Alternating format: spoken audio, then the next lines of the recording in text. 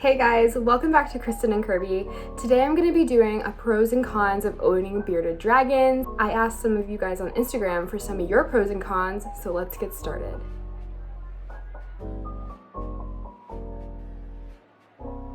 First, this is Kirby, my bearded dragon. As you can see, he's starting to shed. You can tell from the lighter parts of his body, and the darker part where his neck is not shedding.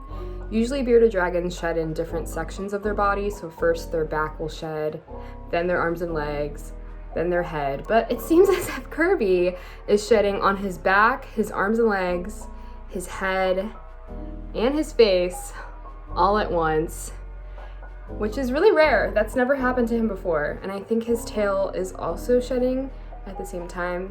You can tell because they're all the same color. It's not a pro or con, just a little tidbit I thought I'd throw in there. So first I'm gonna start with the cons. I'm gonna start with the worst and then lead up to the best.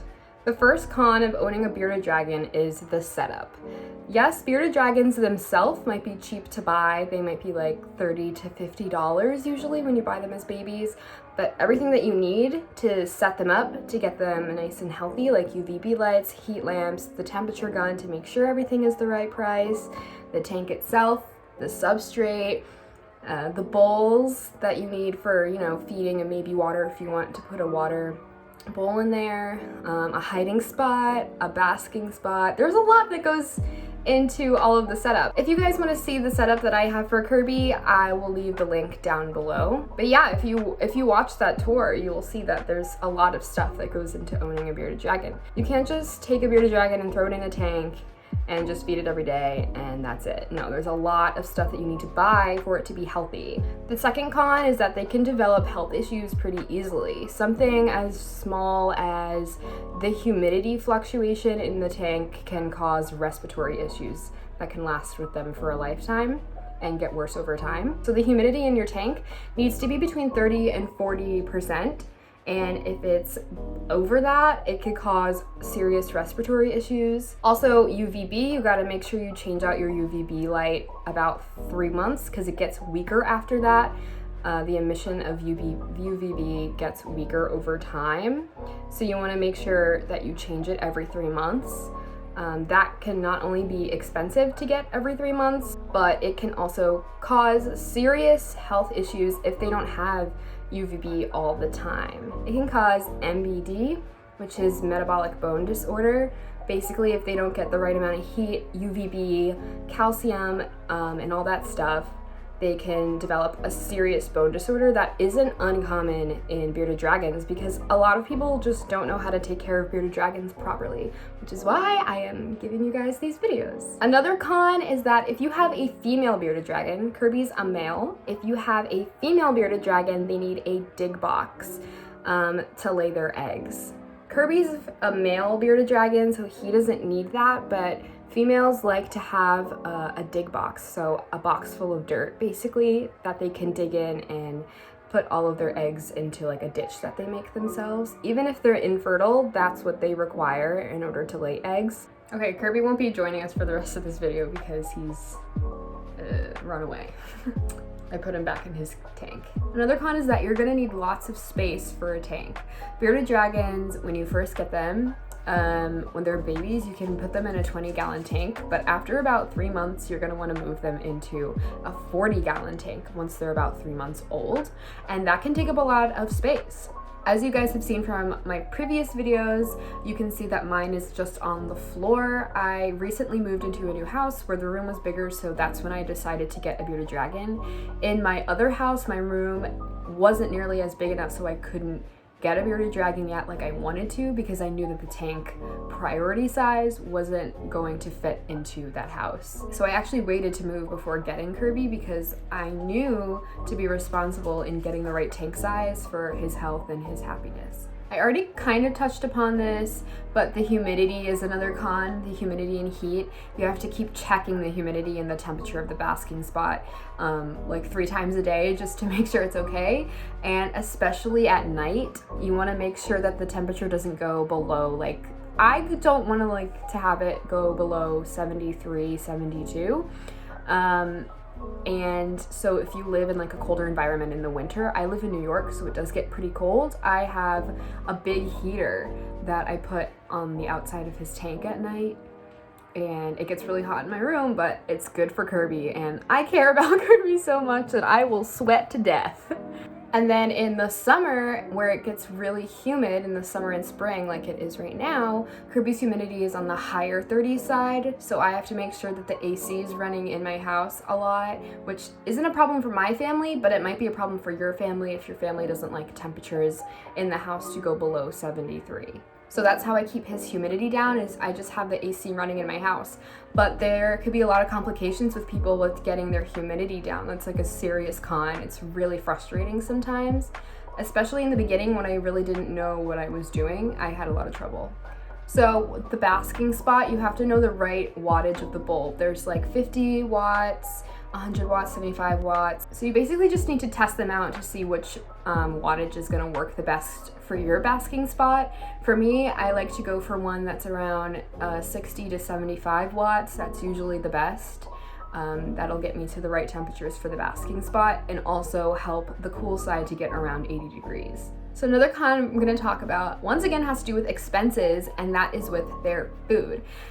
Their food isn't cheap. Yes, if you buy crickets or worms, you can buy a lot of them, like 100 of them for like $10, but if you do that like twice a week, then that could get pretty expensive.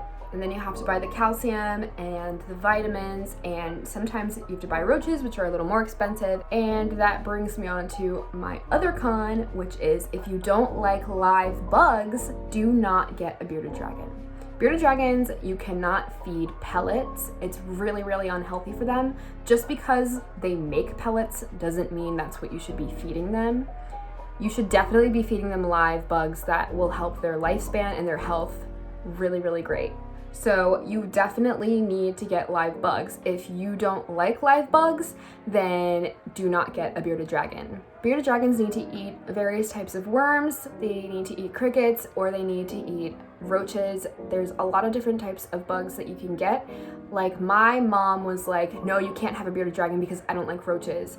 But once I told her that he doesn't need roaches and that other bugs can work too, she was okay with that because her number one fear is roaches. So if you don't like one type of bug, there's other bugs that you can feed them. So one more con is getting them to eat veggies and drink water.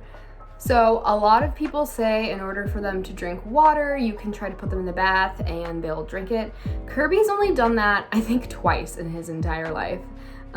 So my method of giving him water is I bought a dropper on Amazon. It was really cheap. It was like $9 for a pack of like 4 of them. And I just fill it up with filtered water and I give him drops of it. I try to give it to him every day, but he ends up drinking it maybe every other day. A really big problem with owning a bearded dragon is that they can become dehydrated pretty quickly. You can tell because the bags under their eyes will go like that, like sag a little bit. Sorry, that was kind of gross. And the other thing is getting them to eat vegetables. You really have to train them when they're younger to eat more and more vegetables, because as they get older, a higher percentage of their diet is going to turn into vegetables. So when they're younger, it's going to be about 70% to 80% bugs and 20% greens. But as they reach a year old, like Kirby is transitioning into that right now, he's going to get about 80% greens and 20% bugs. So the last con that I have for you guys is that their poop smells. They don't poop a lot, in my opinion, with my experience with Kirby. They don't poop a lot, but when they do poop, it smells so bad and it smells immediately. So if you don't clean it up immediately, it'll make your whole room smell, possibly even into the hallway. So yeah, when they poop, make sure you clean it up immediately. Also, if you get crickets, they smell really bad too, as they die pretty quickly, and their corpses will smell pretty bad.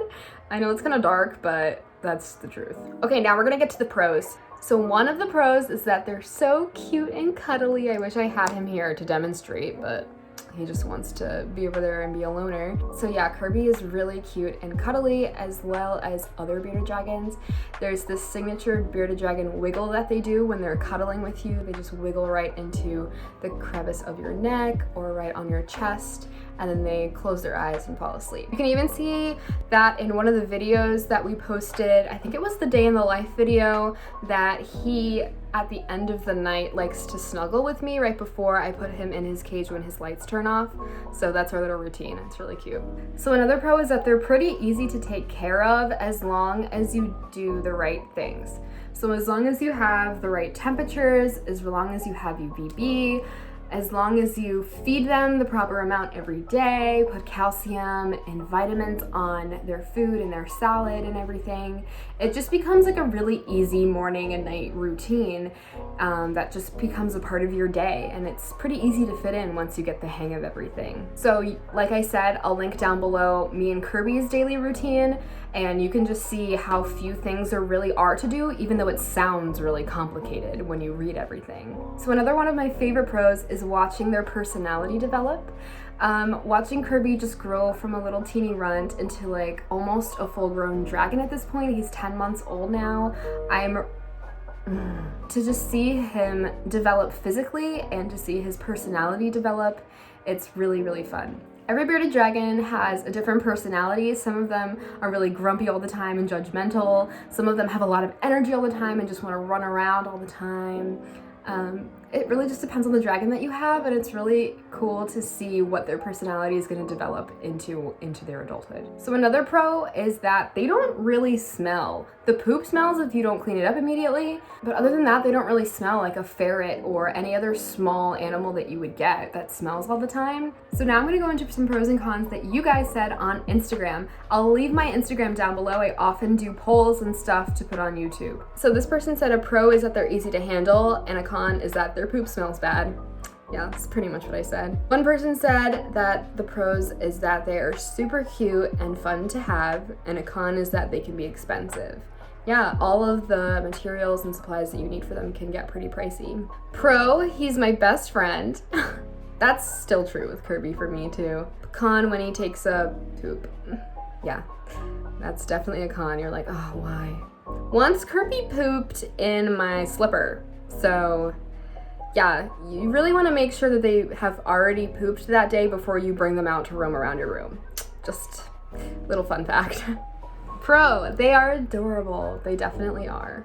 So this is a con somebody wrote. They said, I didn't realize how needy they are, and their attitudes are something else, LOL. Yeah, they have attitudes, and yeah, they have attitudes. Like, I don't know if you saw in my last video, check it out. Kirby gets crazy. In my last video, Kirby went kind of insane. So go check that out if you want to know what he means by attitudes. But yeah, I already kind of touched upon how needy they are about, you know, lighting and stuff like that. But like I said, you kind of get the hang of it after a while. Con, not all places allow them. I'm assuming, I don't know if you mean like states or countries. Like, I know my state doesn't allow hedgehogs, so maybe you meant like that. But also you could mean apartments. Like the place I'm in right now doesn't allow any pets, but Pro, they are so cute, and you can have one even if you're allergic to fur. Exactly. If you want a pet really, really bad, but you're allergic to animals with fur and stuff, bearded dragon is definitely one that you're probably gonna wanna have. They cuddle with you just like a cat. Somebody said con, expensive food. Yeah, I already kind of touched upon that. So this person did a long one. Con, poop drippings all over your room because you're holding your Beardie who decides to poop, and you run across your room trying to get her in your tank before it all dumps out, but you're too late and all of it ends up on the carpet and not in the tank. So on that note, I think I'm gonna end the video there. Thank you guys so much for watching. Make sure you like, subscribe, and comment down below some pros and cons that you think you might have about having a bearded dragon. I hope this was helpful for your decision in getting a bearded dragon, and I hope you decide to get one in the long run. So I guess I'll see you guys next time. Bye!